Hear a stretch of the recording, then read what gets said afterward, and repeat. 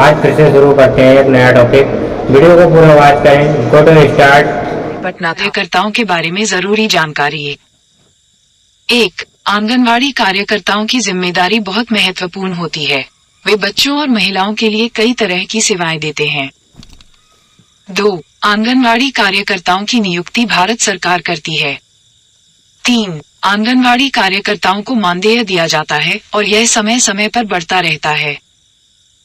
4. आंगनवाड़ी कार्यकर्ताओं का चयन सरकार द्वारा जारी मेरिट के आधार पर किया जाता है। 5. आंगनवाड़ी कार्यकर्ताओं के लिए आवेदन करने के लिए महिला को उसी ग्राम पंचायत की स्थायी निवासी होना जरूरी है। 6. आंगनवाड़ी कार्यकर्ताओं के कुछ काम है। गर्भवती महिलाओं और नवजात शिशुओं की देखभाल करना। 6 साल से कम उम्र के बच्चों का टीकाकरण कराना। 6 साल से कम उम्र के बच्चों को पूरक पोषण देना। महिलाओं और बच्चों की नियमित स्वास्थ्य जांच कराना। 3 से 5 साल के बच्चों को पूर्व स्कूल शिक्षा देना। किशोरों के लिए कई तरह की योजनाओं को लागू करना। 1. आंगनवाड़ी कार्यक्रम की शुरुआत भारत सरकार ने साल 1975 में की थी। इसका मकसद बाल भूख और कुपोषण से निपटना था। आंगनबाड़ी में कितने कार्यकर्ता होते हैं?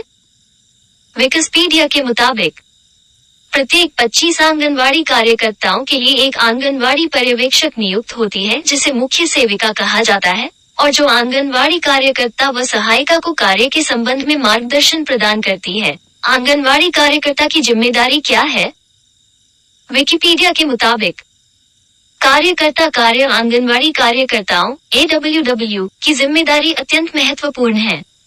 वे गर्भवती महिलाओं के लिए जन्म पूर्व और प्रसव पूर्व देखभाल सुनिश्चित करते हैं और नवजात शिशुओं और नर्सिंग माताओं के लिए तुरंत निदान और देखभाल करते हैं। वे 6 वर्ष से कम उम्र के सभी बच्चों के टीकाकरण का प्रबंध करते। सरकार द्वारा इन्हें पारिश्रमिक के रूप में मानदेय प्रदान किया जाता है, जिसमें समय समय पर वृद्धि होती रहती है। इसके लिए भारत सरकार द्वारा देश के हर प्रत्येक गांव और कस्बे के साथ 7 शहरों में भी आंगनवाड़ी कार्यकर्ता की नियुक्ति की जाती है। समय समय पर इन पदों के लिए भर्ती निकलती रहती है। आंगनवाड़ी के 4 कार्य क्या हैं? NEGFIRE के मुताबिक पुनर्गठित आंगनवाड़ी कार्यक्रम के तहत सभी नई पुरानी सेवाओं को 4 मुख्य सेवाओं में बांटा गया है। 1. शैशव देखभाल, शिक्षा और विकास। 2. देखभाल और पोषाहार सलाह। 3. स्वास्थ्य सेवाएं और 4. सामुदायिक चेतना, जागरूकता और सूचना शिक्षा और संचार IC। अधिक आंगनबाड़ी का दूसरा नाम क्या है?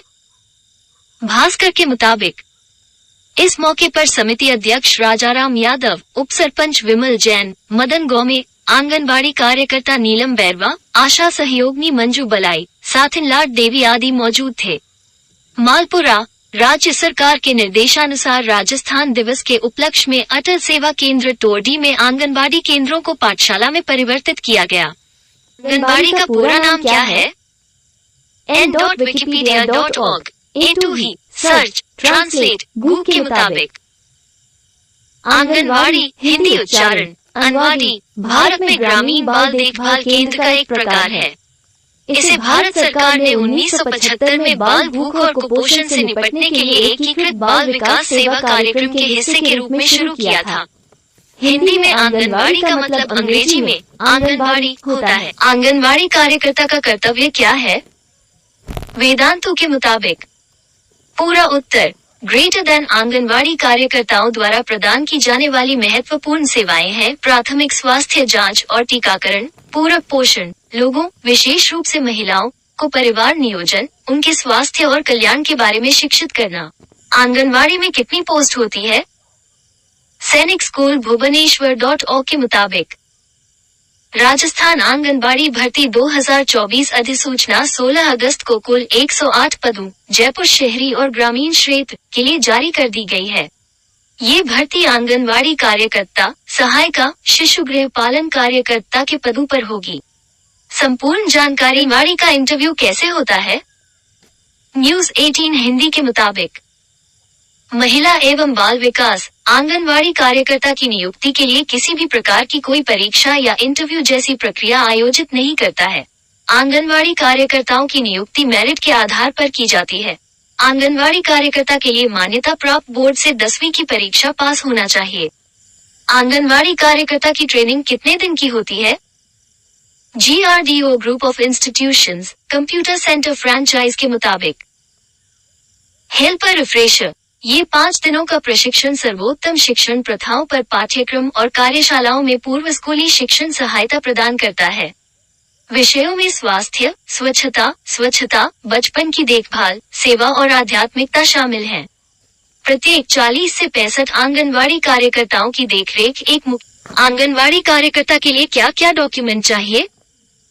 Scrizzle.com के मुताबिक मूल निवास होने के आधार हेतु दस्तावेजों की छाया प्रति, मतदाता पहचान पत्र, राशन कार्ड, आधार कार्ड, जन आधार कार्ड, मूल निवास प्रमाण पत्र, विवाह पंजीयन प्रमाण पत्र, ग्राम विकास अधिकारी या सरपंच द्वारा जारी प्रमाण पत्र में से कोई 2 वांछनीय दस्तावेजों की छाया प्रति आवेदन पत्र के साथ लग। आंगनबाड़ी में गर्भवती महिलाओं को क्या क्या मिलता है?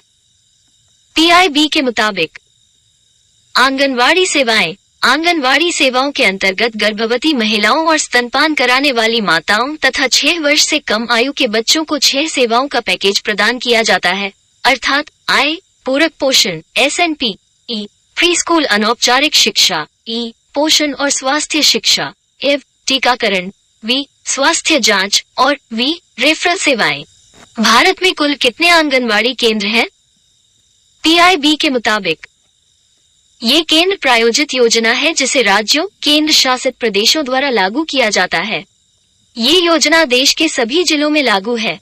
देश भर में कुल 14 लाख आंगनवाड़ी केंद्र स्वीकृत हैं, जिनमें से 1 जून 2018 तक 13.63 लाख आंगनवाड़ी केंद्र चालू हो चुके हैं। आंगनबाड़ी का मुख्य कार्य क्या है? ऑनलाइन सुविधा.com के मुताबिक शिशु स्वास्थ्य देखभाल, आंगनवाड़ी सहायिका बच्चों की स्वास्थ्य देखभाल करती है, उन्हें टीकाकरण दिलाने में मदद करती है और उनके सही विकास की जांच करती है। पौष्टिक आहार सर्वेक्षण, वो माताओं को आहार से जुड़े महत्वपूर्ण जानकारी प्रदान करती है और बच्चों को पौष्टिक आहार की आदतें बनाने में मदद करती है। आशा और आंगनवाड़ी में क्या अंतर है? जागरण जोश के मुताबिक आंगनवाड़ी कार्यकर्ताओं को स्वयंसेवक माना जाता है, लेकिन उन्हें प्रति माह लगभग 2,000-2,500 रुपये का मानदेय दिया जाता है। आशा कार्यकर्ताओं को प्रदर्शन आधारित प्रोत्साहन मिलता है, जैसे संस्थागत प्रसव की सुविधा के लिए 700-800 रुपये और बच्चे के टीकाकरण को पूरा करने की सुविधा के लिए 250 रुपये। आंगनवाड़ी को हिंदी में क्या कहते हैं? महिला व बाल विकास विभाग के मुताबिक आंगनवाड़ी शब्द का अर्थ भारतीय भाषाओं में आंगन आश्रय होता है। इन्हें भारत सरकार ने 1975 में एकीकृत बाल विकास सेवा कार्यक्रम के तहत बच्चों की भूख और कुपोषण से निपटने के लिए शुरू किया था। विकास का फुल फॉर्म क्या है? विकिपीडिया के मुताबिक national institute of corporation and child development को प्रचलित रूप में राष्ट्रीय जन सहयोग एवं बाल विकास संस्थान के नाम से जाना जाता है। यह एक प्रमुख संस्थान है जो महिलाओं और बच्चों के विकास के समग्र क्षेत्र में स्वैच्छिक कार्य, शोध, प्रशिक्षण और प्रलेखन की तरक्की के लिए प्रतिबद्ध है।